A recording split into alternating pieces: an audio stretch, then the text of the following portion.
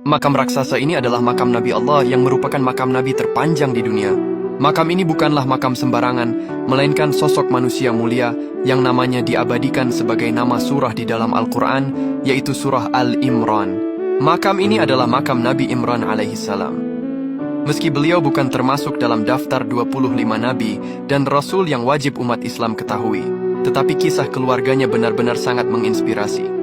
Namun ada sebagian pendapat bahwa Imran itu bukanlah seorang nabi, melainkan orang saleh yang kelak memiliki keturunan seorang nabi. Sosok Imran dan keluarganya benar tertulis dalam Al-Quran, bahkan diabadikan sebagai nama surah ketiga, yaitu surah Al-Imran yang berarti keluarga Imran.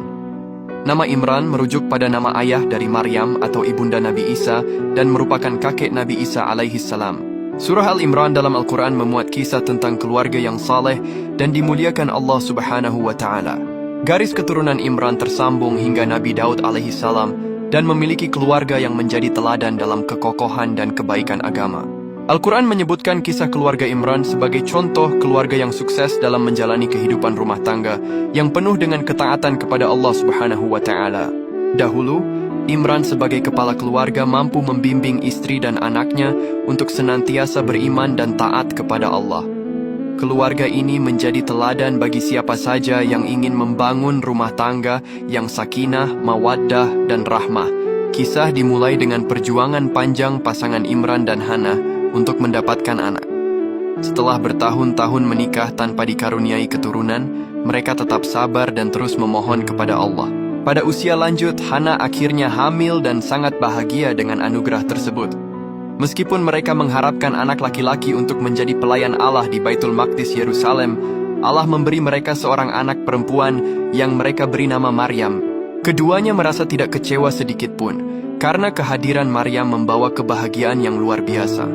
Maryam putri dari pasangan Imran dan Hana tumbuh menjadi wanita yang sangat taat kepada Allah.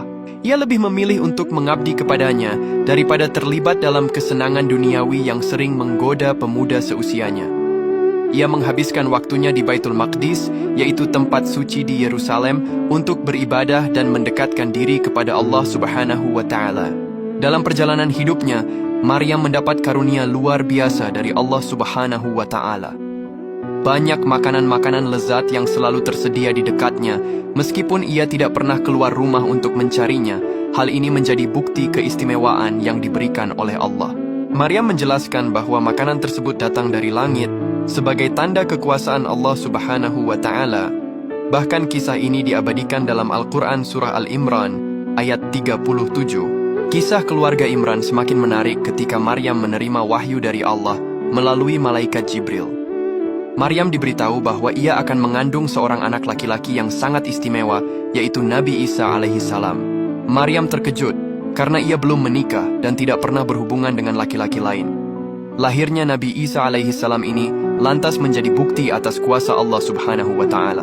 Saat ini, bentuk makam Nabi Imran di Salalah, Oman adalah sebuah kuburan yang sangat panjang, yang panjangnya sekitar 12,5 meter.